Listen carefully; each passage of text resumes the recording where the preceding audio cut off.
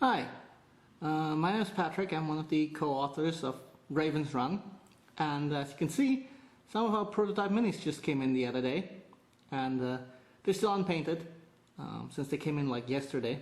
We figured we'd give you a brief gameplay video and show you how some of the game mechanics work that set this game apart from other more popular titles like Firestorm Armada or Battlefleet Gothic or Attack Vector Tactical, which is a very brilliant title, I might add, which is probably one of the only games I've seen on tabletop that has 3D mechanics and inertia.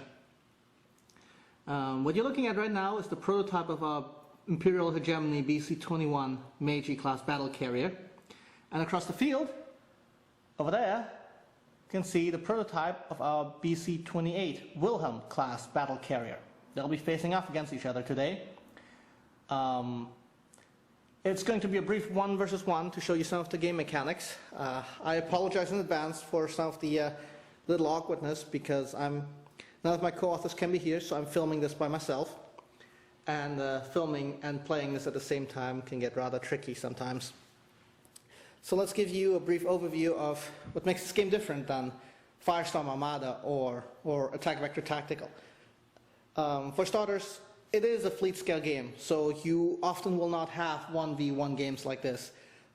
You're supposed to bring a full complement of ships. You can see over there, next to my dice, I have prototypes of our destroyers sitting next to a bunch of our ship cards. You will often not bring just individual ships like this. They are made to be escorted, so this is a fleet scale game. Just for the purpose of demonstration and for the ease of me filming this by myself today, I picked the 1v1 situations to illustrate some of the game mechanics. Now, once again, here's the BC-21 Meiji. Here's the appropriate ship card. Here's the front, as you can see, BC-21. The damage arcs, the armor values on the broadside, and then the armor values for the top, the bottom, or dorsal and ventral sections, the front and the stern, and all the subsystems. Now these ships are huge, so they have a huge amount of subsections and subsystems. So destroying the ship by taking out 3/4 of all of these is going to be a task. Here's the stats for the ship: air defenses, crew, electronic warfare, missile base, movement values, maneuver values, thrust, and the number of carried squadrons. Here's the back of it, which has navigational compass, which takes care of pitch, roll, and inertia. The elevation and Z direction inertia, right there. Weapon tables for each of the firing arcs. And crew, regular and command crew, the regular values go up here. Current ones go in the bottom.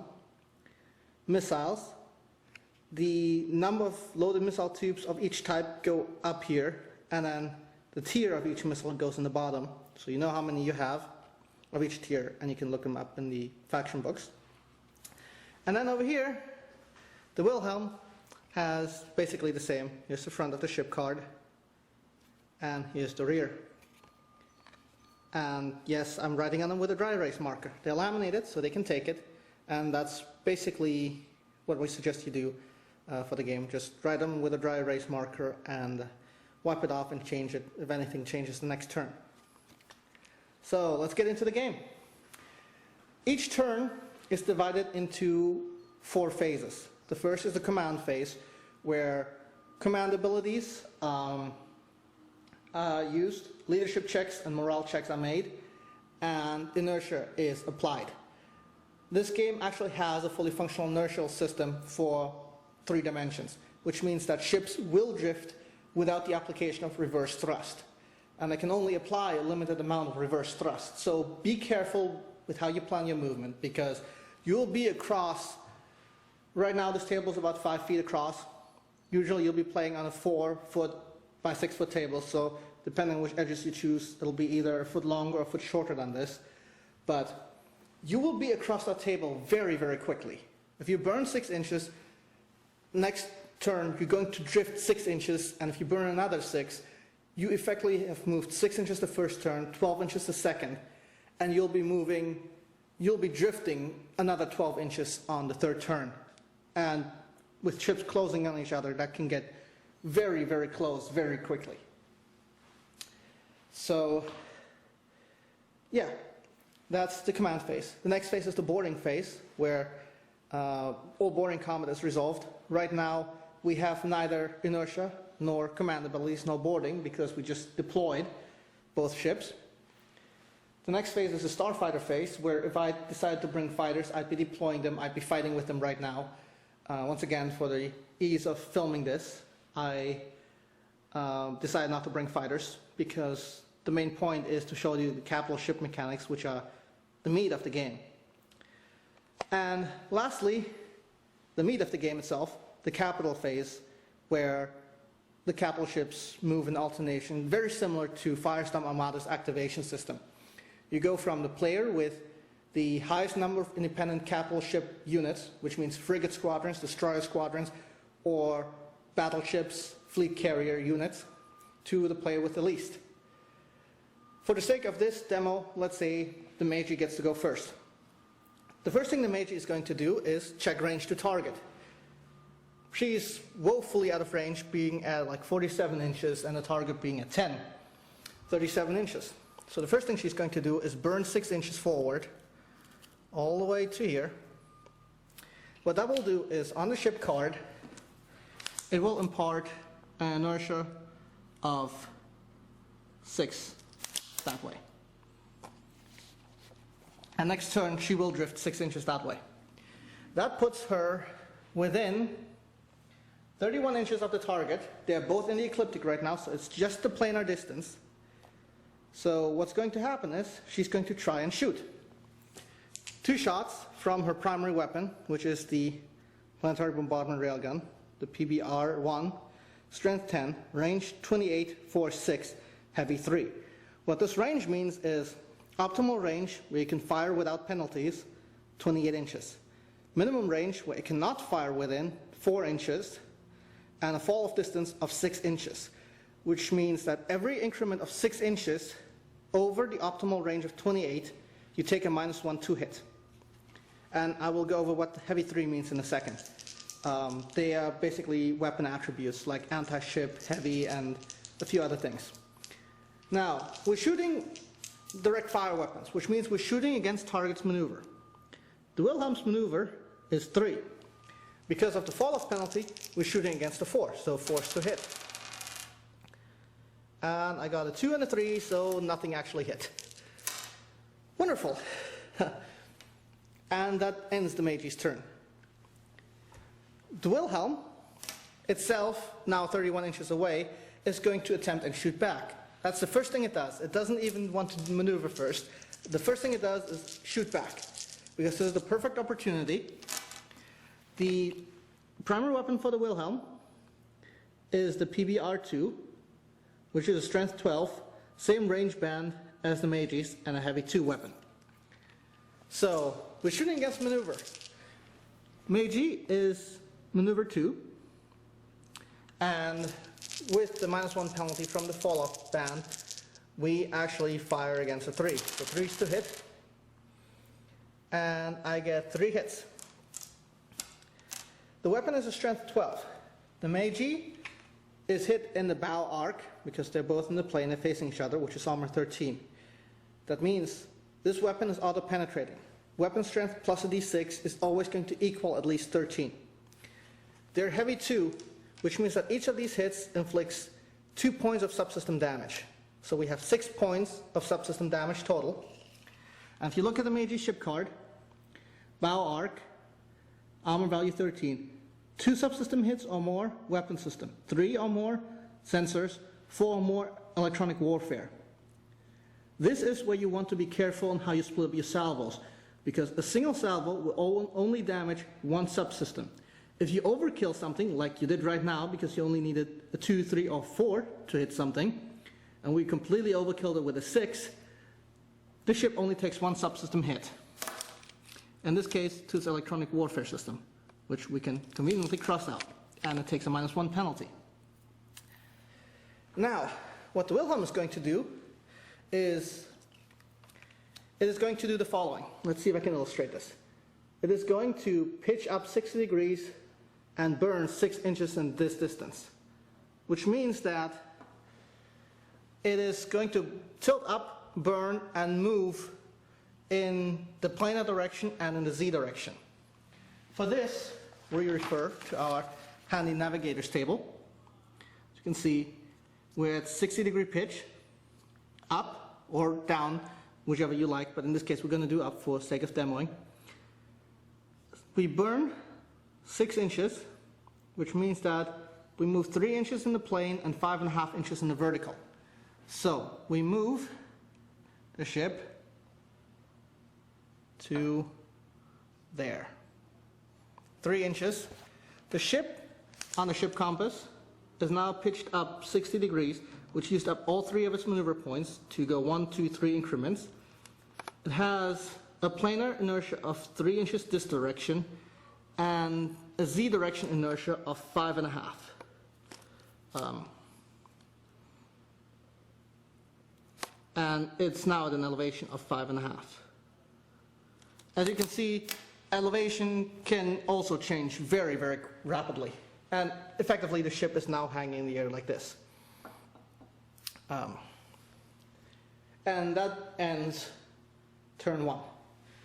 Turn 2 begins with the Meiji once again. What's going to happen is, now in the command phase, we still don't have command abilities, we still don't have any leadership checks to make, but now we have inertia.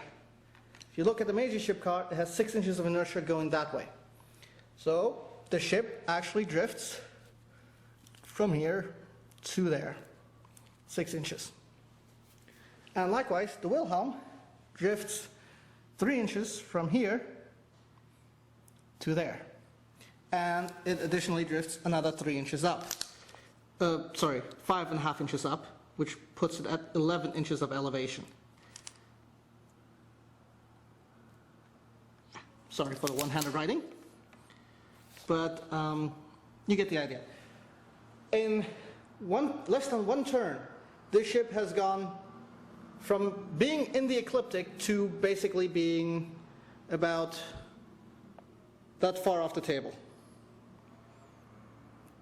which is quite significant. Now, once again, boarding phase, starfighter phase, nothing happening there. We don't have boarding combat, we don't have fighters.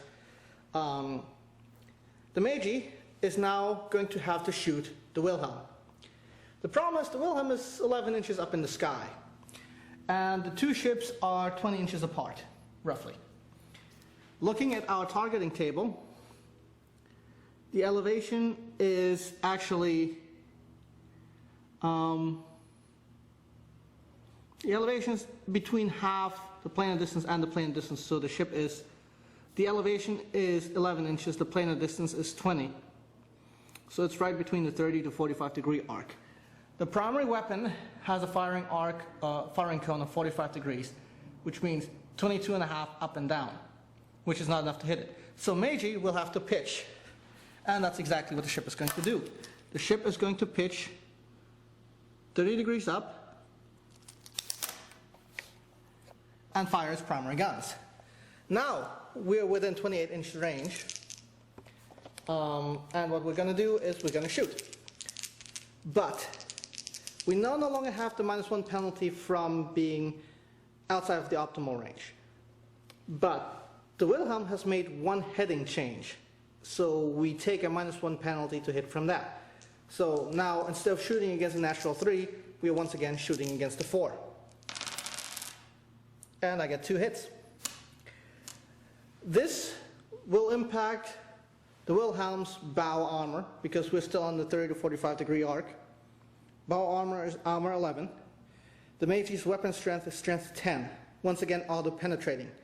These are heavy 3, which means 6 subsystem damage points, which on the Wilhelm is not quite overkill, and it's actually not quite enough to go to the 2nd tier of subsystems, as you can see is 7+. However, it is enough to kill the most important subsystem, which is the weapon.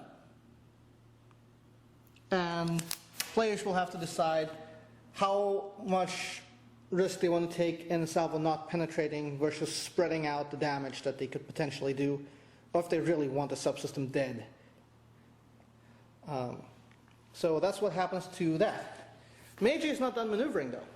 Meiji is still pitched up 30 degrees, and now she's going to yaw 45 and actually burn, if I can get a second tape measure.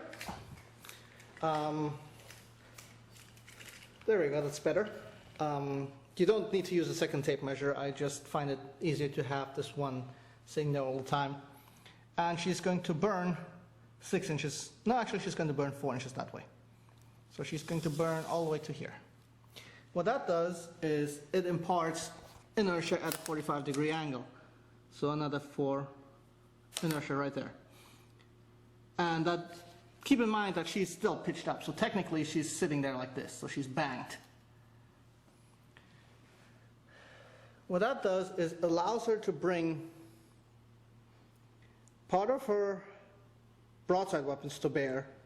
Well, there's strength 3 and strength 6, so I might as well fire the strength 6 weapons, 7 of them. You can see range 18, 4, 3, anti-ship. So 3, 5, whoops, 6, 7. 7 dice. I'm once again rolling against the 4 to hit because of the one heading change. And I get 2 hits. The weapon is a strength 6, as I mentioned before, so I'm firing against armor 11, so I need at least a 5 to do something. And I got 1. I got a 6, in fact. This is an anti-ship weapon. As you can see, it states, where is it? Anti-ship right there. Which means that 6s on penetration rolls actually inflict an extra point of subsystem damage. So I've just done 2 points of subsystem damage to the Wilhelm's bow, which, as you can tell, is not enough. What this does, however, is apply a glance to the ship, which you can just mark simply like this. What that means is that for the rest of the turn, that ship's armor in that arc is reduced by 1. And now Wilhelm is going to, well, Wilhelm is still kind of pitched up. So Wilhelm is going to level out using all 3 of its maneuver points, going from 6 degrees all the way back down to 0. So now the ship is hanging level in the sky. And the problem is, it's so high up, now they're effectively only 12 inches apart. Wait, actually, 12 inches? 12, 15 inches apart. That we're actually getting closer to being here. Elevation equals planar distance, which means the primary weapons cannot be brought to bear. And the Wilhelm will have to satisfy itself with firing the remainder of its turrets, which can actually fire in a 90-degree cone in front of the ship instead of a 45-degree cone, and go from there. And this will keep going in the next turn. They will keep shooting at each other, they will keep drifting, and as you can see, the Meiji will now start drifting 6 inches in that direction and 4 inches in that direction, placing her somewhere along right here. As you can see, they can cover the board pretty quickly through sheer inertia alone, and the Wilhelm would be drifting somewhere around 16 inches up, which would be somewhat like about this far off the table. The Wilhelm right now is about that high off the table, and she's going to drift another 5.5 inches up, putting her somewhere around there. So elevation plays a very important role in this game because it allows you to fly over ships. It messes with your opponent's firing arcs, and if you're not careful, it can mess with your own firing arcs. And if the Wilhelm were to actually point down and shoot at the Meiji, instead of getting bow arc, what it would do now is we get the dorsal arc up here, which has less armor than the bow. Different subsystems, but nonetheless quite vital. So you can see the CIC right here in the bottom tier. Better chance of penetrating armor and all that. So yeah, this was a brief look at some of the capital ship combat mechanics. I hope you enjoyed it. I apologize for the awkward camera work, but once again, playing by myself and taping it is a little tricky. And we hope to bring you a full battle report soon, where we'll actually have 2 players, 2 fleets of pretty much skirmish size, a couple frigate squadrons, a couple capital ships, and a handful of destroyer squadrons, and show you how that works. And yeah, I hope you enjoyed this, and I will see you next time.